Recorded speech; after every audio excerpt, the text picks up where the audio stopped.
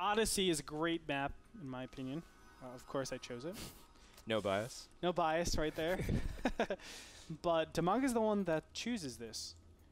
He chose it too, Andre. How does that make you feel? I bet it makes you feel pretty darn good when you see someone pick the map that is not conventionally used in other tournaments. You're like, ah, see, this map's good. Well, it doesn't justify it completely, but it makes you feel better about it. It does make me feel better about myself, I have to say. I feel just take really a compliment, dude. Man, well, I want to be accurate. Talk about insecure. No, I want to be accurate. It has nothing to do with insecurity. It's being accurate It's and, totally cool. I know, I'm teasing. and saying true. Teasing. Sorry, I'm just a huge supporter of the truth. Apparently, you're not. Well, I'm also a huge supporter of, you know, manning up, and accepting a compliment when I give one. That's not manning up. I don't give compliments that often, Andre. That's not manning up. Maybe you need to man up and start complimenting people more often. How is that? Oh. All right, whatever. No gas so far for Sjow. We'll settle this later. We'll settle this later. Mano a mano? Yeah, and there won't be any compliments. Especially not coming from me. That's like the worst thing is like, oh, how could you take away the compliments? It's like, by the way, I meant to ask you, have you been working out? Your arms look a little different. Really? You can see through? No, I was just kidding. So BM, bro. So BM. Take a compliment, son. Gosh, you've been hanging around Rotterdam way too much. I know, I just told you to take a compliment. And you're like, really? Oh, you can't see it? No, but you didn't mean it. Whatever. That's the worst part. I was going to mean it if you actually took the compliment, but you don't take compliments, son. Gosh. All right, gas does go up, but it's later, so it makes me feel like Sjow is going to use this gas. That's exactly what I thought. Exactly what you thought, but you didn't say. No. Well, we see. I didn't think he was going to actually use that. It was a delayed gas, so I thought he was going to just fake it, go for the command center first. What is going on?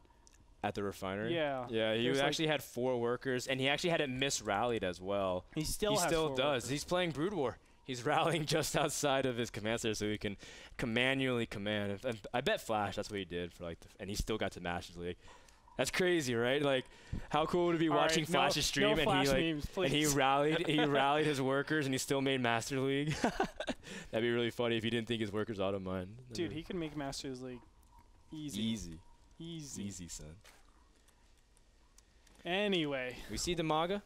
He's going for a pretty standard build, I'd say.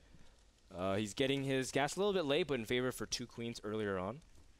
So I like this build actually in ZVT. And Odyssey, we've seen Dimaga choose this map earlier for that massive Baneling kind of style.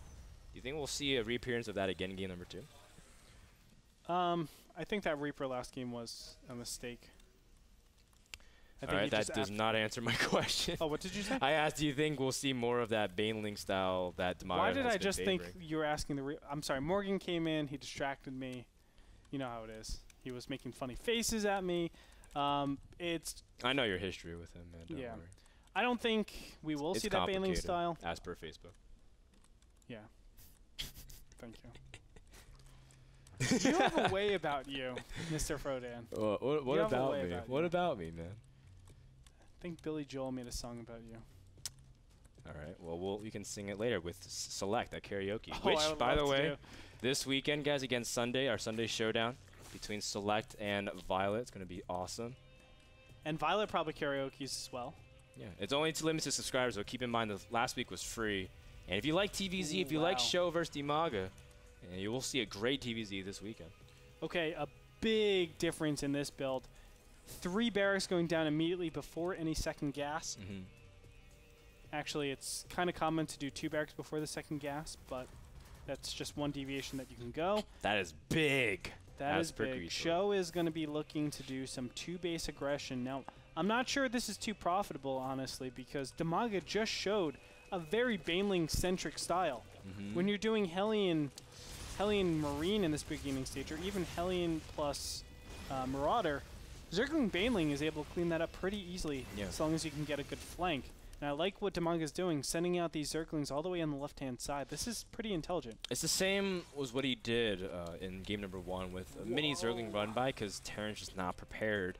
And Sjow is not careful. He can actually lose, again, more units. And you see that he targets where the Hellions are, so he knows he's free to run to the natural. And these 2 mules are going to be targeted down immediately. Great job by Dimaga. Well, he gets the first one. The second one is being repaired. Oh, that is so clever. Wow. And is he going to save that mule? He will. Huh. Cool heads-up play there. Heads up, yeah. But he does lose a couple of Yeah, SCVs. 5 SCVs in total are lost. In the meantime, Double Evolution Chamber is thrown down and a macro hatchery. This macro hatchery, I think, is the saving grace right now. Dimaga, as soon as he actually sees what's going on, now he does see a ton of Hellions out here on the field. He should say, okay, be careful. Now he sees Marauders. That's a clear giveaway. When you see 3 Marauders, you say, holy crap, I have to defend against this incoming 2-base aggression. And look at that, 2 Spine Crawlers immediately placed. Great play from Dimaga. And spreading his creep. Very important as well. +1/+1 just started for Dimaga, but I don't know if he can buy that much time. He's just gearing up in case he could use that. Baneling Nest about halfway done. So Dimaga is preparing for this imminent push. You were calling it. 2-base push incoming from Sjow. He's got 4 barracks, all with tech labs. Oh no, Sjow supply blocked himself at a pretty critical time in terms of pumping out units. You can see right now 62 out of 62, and for a while he's like queuing up a lot at his barracks. So not the best form of macro, but at the same time, Sjow, this push is still scary nonetheless. Sure. Now, one of the key things, get these Zerglings out on the map. Don't let them stay here inside the natural. And the main reason for that, you want your Banelings to connect. Oh no, Spinecrawler is going to be readjusted at the worst time. Oh, and the Marauders get some free shots in there. He's going to stim. Sjow realizes the opportunity is now, and he is seizing it by the horns. The Zerglings running in, and 2 Spinecrawlers for just a little damage on the Marauders each. The Banelings also getting in there. Sjow has to split appropriately. The Hellions running back as fast as they can, and it looks like Sjow does end up cleaning up, at least on the left side. On the right side, the Hellions and Marauders do get trapped. Removing the Hellions are the #1 key things to actually destroy that push. If you can remove the Hellions, then it empowers the Zerglings. The Zerglings are the ones that clear up the Marauders. And here we go, the counterattack. It's probably going to pull back. There it is. Now, here's the big problem. Sjow has not been investing at all into his upgrades. You can see only a single gas. All of the gas has been funneled into these Marauders. So do we have combat shields? No. We do have, of course, concussive shells, but that means the Zergling style Dimaga has been doing is perfect. He can just stick on Zerglings, and his +1/+1 is now kicked in. He's in a great position where all of his investments are lined up to directly counter what Sjow is doing.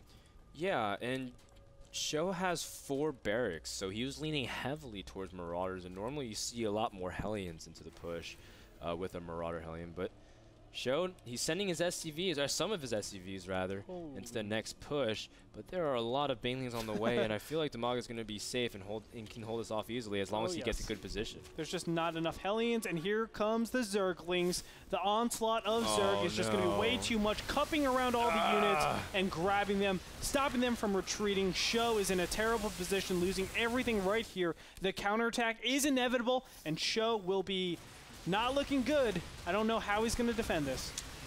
Sjow's not even really microing his units. Oh, he gets surrounded. Look at that. Dimaga doesn't even have to use his Banelings. They are walking by as if they didn't even see that. Sjow trying to run with his SCVs, but they're running straight into the Banelings.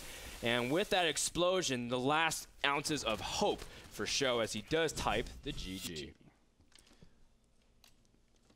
And that was a really well done. Great defense by Dimaga, and great job reading it. That Overlord was an MVP, seeing all Boom, those. I was going to say that. You took the analysis away from me. Now I have nothing else to say. But we do have a replay.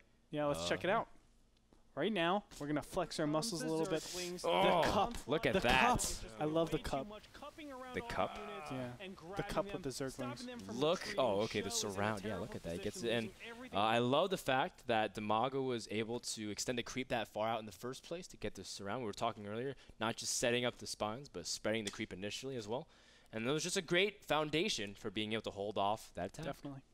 And very clear-cut game, so let's go ahead and move on into game number 3, ladies and gentlemen. So when we come back, thanks to our sponsors. Epson. Yeah, Epson. I was like looking at you, I'm like, don't forget it, Andre. Thank you so much to Epson for sponsoring NASL Season 3 with their bright projectors. Go to Epson.com. We'll be back after a quick commercial break. Don't go anywhere. The concluding match of the series between Dimaga and Sjow after this commercial.